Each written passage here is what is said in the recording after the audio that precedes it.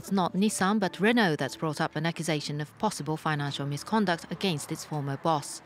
In a statement, the carmaker said that an internal investigation sparked by Ghosn's arrest has identified a suspicious financial arrangement with the Palace of Versailles. It was found that a contribution of €50,000 under a sponsorship agreement signed with the Palace of Versailles was allocated to Mr. Ghosn's personal benefit. The Palace has confirmed that a 2016 sponsorship agreement saw Renault give it €2.3 million to fund renovations. It said that as part of the deal, the carmaker asked for permission to rent out space in the Grand Trianon mansion on the Versailles grounds for a dinner on the 8th of October, with the chateau waiving the rental fee estimated at €50,000. Ghosn's lawyer says all the bills for the wedding were personally paid by the businessman, and Renault shouldered no cost whatsoever related to the event. But Renault's accusation means that he could face a new criminal investigation here in France, as he awaits his trial for financial misconduct in Japan. Carlos Ghosn, of course, remains in custody. We'll bring you all developments on the story as it happens. Time now for sport, and I'm pleased to announce Simon Harding joins us. We have new developments on, well, one of the saddest stories of a long time, I think, Simon, this one, isn't it? The search for Emiliano Sala, the Nantes player joining Cardiff City, whose aircraft went missing on January the 21st. Absolutely, a very sad story, Mark. And after 2 weeks, finally some concrete news from rescue teams who are looking for the body of Emiliano Sala. After the wreckage of the plane was found, a body has now been retrieved and placed into the hands of a coroner in Dorset, England, who's going to investigate who that body actually is. Claire Muffson reports. A body was recovered from the underwater wreckage of the plane carrying footballer Emiliano Sala and his pilot. The plane was discovered last Sunday in the same place in the English Channel where the light aircraft vanished from radar, about 20 kilometers north of Guernsey. The reasons for the accident remain unknown, and rough seas mean the wreck can't be brought to the surface. But investigators were able to send a remotely operated vehicle to collect extensive video footage. It will provide valuable evidence for the safety inquiry. The body was taken to Portland Harbour in southern England for an autopsy and identification. Sala's disappearance came as a shock to many, as fans on both sides of the channel paid homage to the promising player. Sala was due to begin playing at Cardiff City after a €17 million transfer from French club Nantes. But the incident has taken a slightly sour turn, after Nantes said it would insist that Cardiff fulfills the transaction, threatening to press charges. And finally, it could be closure for the families of the two disappeared men. Continuing in football, Alexander Ceferin has been re-elected as head of European football's governing body UEFA. The Slovenian was first elected in 2016 as the only candidate. He was voted in by acclamation as delegates of the 55 member associations clapped him into office. Ceferin has said that he wishes Europe to lead the global football movement and has also asked for closer cooperation with and from FIFA. In his speech following his victory, he spoke of uniting European football.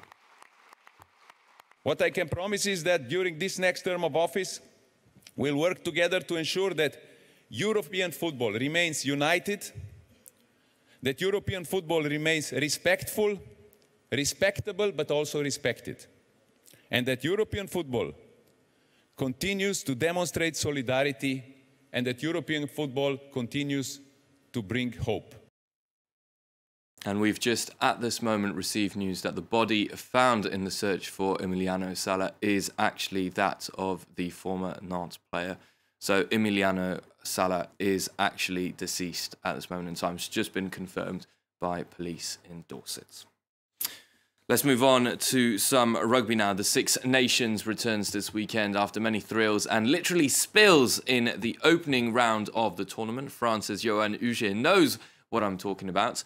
The Frenchman will be back with his team to take on huge favourites England at Twickenham, a ground France haven't won at since 2005.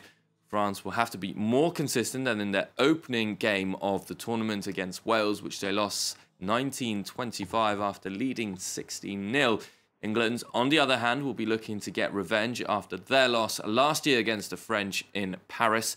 Eddie Jones will decide who lock Maro Itoje will be replaced by. He will be injured for the next 2 games, but France know they will be up against it. They have proved their play aggressively and with precision. They succeeded in their game plan, and most importantly, they put tremendous defensive pressure on the Irish team, who were not able to play their rugby.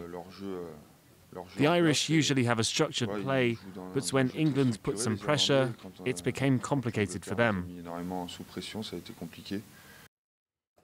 In the other games of the weekend, Scotland will take on Ireland at Murrayfield, looking to make it 2 wins from 2, with Ireland looking to improve after their heavy defeat against England. Wales take on Italy in Rome. The Italians need to improve. Wales also looking for more solidity after their patchy performance against France.